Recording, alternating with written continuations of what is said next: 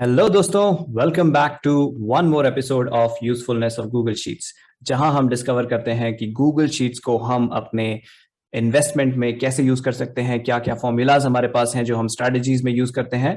उसी को परत दर परत मैं आपको सिखाने की कोशिश कर रहा हूं, सिंपल से लेके थोड़ा कॉम्प्लिकेटेड फॉर्मूलाज तक। तो अभी तक हमने कवर कर लिए हैं सिंपल फॉर्मूलाज और हमने कवर किया कि गूगल शीट के क्या यूजफुलनेस है, क्या उसके ड्रॉबैक्स हैं। आज के उसमें मैं कवर करने वाला हूं फाइंडिंग मैक्सिमम और minimum value of a stock in last x trading days.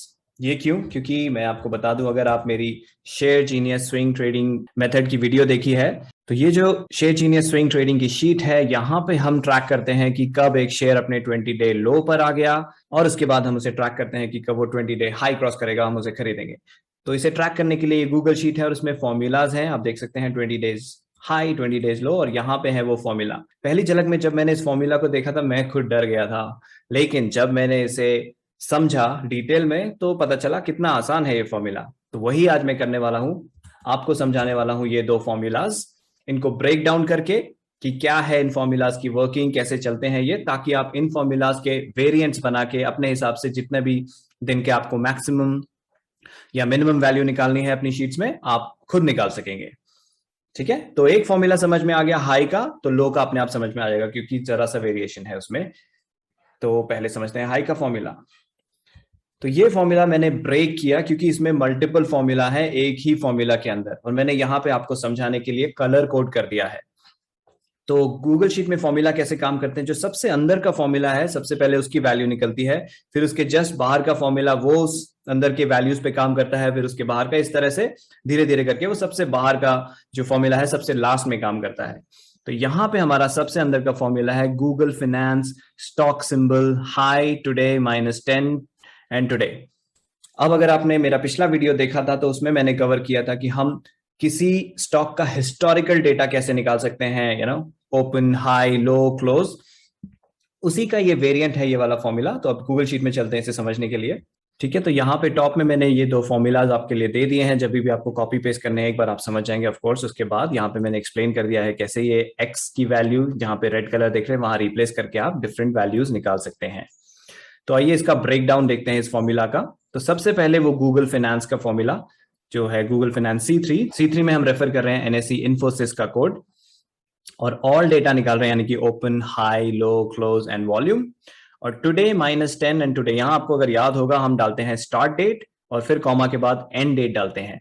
तो अगर हमें फिक्स डेट्स का निकालना है तो इस तरह से निकाल सकते हैं, लेकिन अगर आपको आज से पिछले कुछ और दिनों का निकालना है डेटा तो वो इस तरह से निकालते हैं टुडे -10 एंड टुडे। तो अगर पिछले 10 दिन का निकालना है आपको, और याद रखिए जब आप -10 जो भी यहाँ पे माइनस में डालेंगे वो कैलेंडर डेज के हिसाब से होगा, लेकिन जो डेटा निकल के आएगा आपके फॉर्मूला में, यहाँ पे आप रिजल्ट में देख सकते हैं फॉर्मूला सेम लगा हुआ है और रिजल्ट आया हमारे पास ये टेबल। आज से इस फॉर्मूला ने काउंट किए पिछले 10 दिन और हमें दे दिया all values open high low close and volume. ठीक है, सिंपल। अगर पिछला वीडियो आपने देखा तो आपको ये समझ में आ जाएगा, नहीं देखा तो जाके वो देख लीजिए।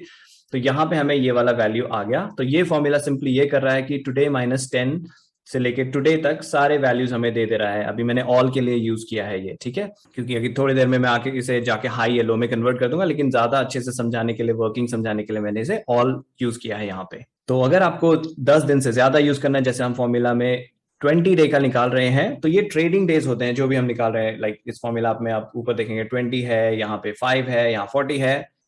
तो जिसने भी ट्रेडिंग डेज का आपको पिछले ट्रेडिंग डेज का डेटा चाहिए, यहां पे जहां टुडे माइनस आप करते हैं उनसे ज्यादा आपको डिफाइन करने पड़ेंगे डेज, क्योंकि एक कैलेंडर डेज में 30 डेज होते हैं, लेकिन ट्रेडिंग डेज बात करें तो अराउंड 20-21 इतने ही होते हैं, क्योंकि सैटरडे संडे की छुट्टी या फिर कोई इंडियन हॉलीडे या कोई और हॉलीडे आ गया तो उसकी छुट्टी, तो सब माइनस करने के बाद on an average 20 trading days होते हैं।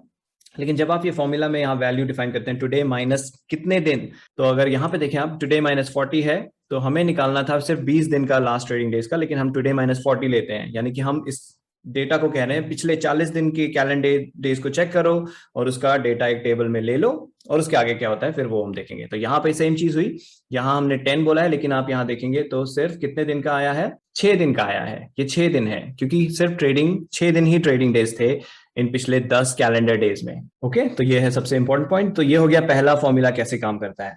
नेक्स्ट उसका फॉर्मूला अगर हम यहाँ देखें तो उसके बाहर का फॉर्मूला येलो कलर में है सॉर्ट। तो इस डेटा को मैंने पिछले वीडियो में आपको बताया था, ये बाय डिफॉल्ट सबसे पुराना डेट सबसे ऊपर रखता है और सबसे लेटेस्ट डेट सबसे नीचे रखता है। तो जब आप इसको बोलेंगे कि -10 डेज का निकालो, तो ये अभी जो लेटेस्ट डेट है वो सबसे नीचे है। ऑफकोर्स आज 29 है, संडे है, तो लास्ट ट्रेडिंग डे था 27, और उसके पीछे इसने 10 दिन, आज से 10 दिन काउंट किए, तो यहाँ पे 20 अगस्त तक ये डेटा मुझे दे रहा है। तो हमें इसके बाद क्या करना पड़ता है, हमें इसे सॉर्ट करना पड़ता है ताकि ये 27 ऊपर आ जाए और 20 नीचे चले जाए, यानी कि रिवर्स हो जाए इसका डेट का ऑर्डर। उसके लिए हम यूज करते हैं सॉर्ट वाला फॉर्मूला, जो यहाँ पे हम देख सकते हैं। तो सॉर्ट फॉर्मूला क्या करता है, हमारी सॉर्टिंग करता है।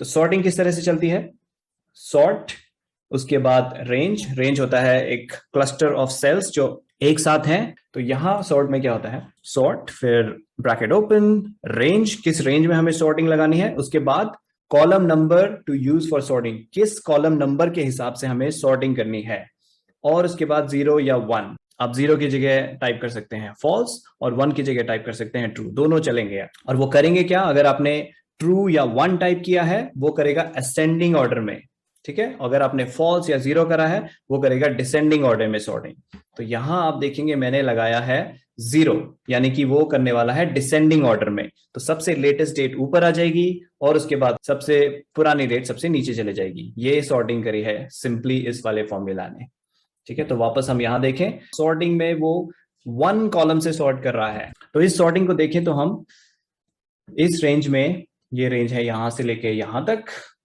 और इसमें कॉलम 1 जो कि है डेट का कॉलम, उससे हम सॉर्ट कर रहे हैं इस वाले में फिलहाल। अगर मैं इसे 2 कर दूं, 1 की जगह 2, तो आप देखेंगे अब सॉर्टिंग लग गई है ओपन प्राइस की और डिसेंडिंग ऑर्डर में, सबसे ऊपर जो हाईएस्ट ओपन प्राइस है और सबसे नीचे जो लोएस्ट ओपन प्राइस है।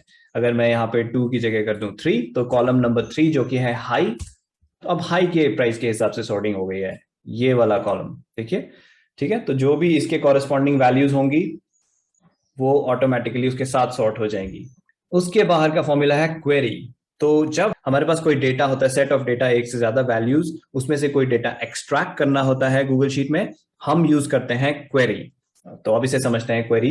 यहाँ फॉर्मूला है query select column to limit 3। तो ये कैसे काम करता है ये समझाता हूं आपको।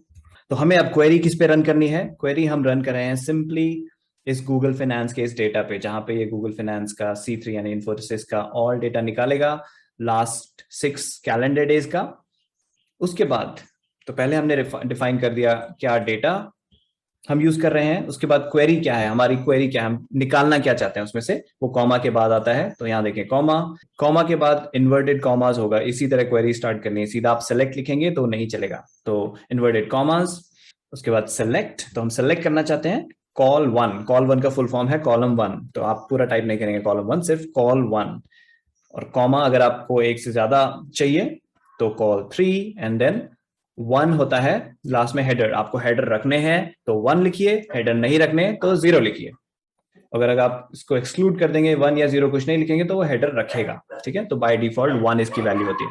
तो यहाँ पे ये फॉर्मूला लगाया है क्वेरी, और इसी वाले स्ट्रक्चर का जो वैल्यू आ रही है वो, और हमने कॉलम 1 एंड कॉलम 3 सेलेक्ट किया है। तो कॉलम 1 ये है डेट एंड कॉलम 3 है हाई, तो आप देखेंगे वो आ गया। अगर मैं यहाँ पे चेंज करके कॉलम 1 एंड कॉलम 4 कर दूंगा, तो डेट एंड कॉलम 4 है लो, तो वो आ गया, ठीक है। और अब नेक्स्ट ये फॉर्मूला क्या कर रहा है, क्वेरी वाला, वो कर रहा है इस पूरे डेटा पे क्वेरी सेलेक्ट कॉलम 2 और लिमिट 3। लिमिट 3 क्या करता है, जो टॉप 3 वैल्यूज है वहां लिमिट कर देगा इसको। यहाँ पे हमारे पास 6 वैल्यूज है, लेकिन ये सिर्फ 3 तक ही काउंट करेगा टॉप से। तो अब ये फॉर्मूला लगाते हैं यहाँ पे, सेलेक्ट कॉलम 2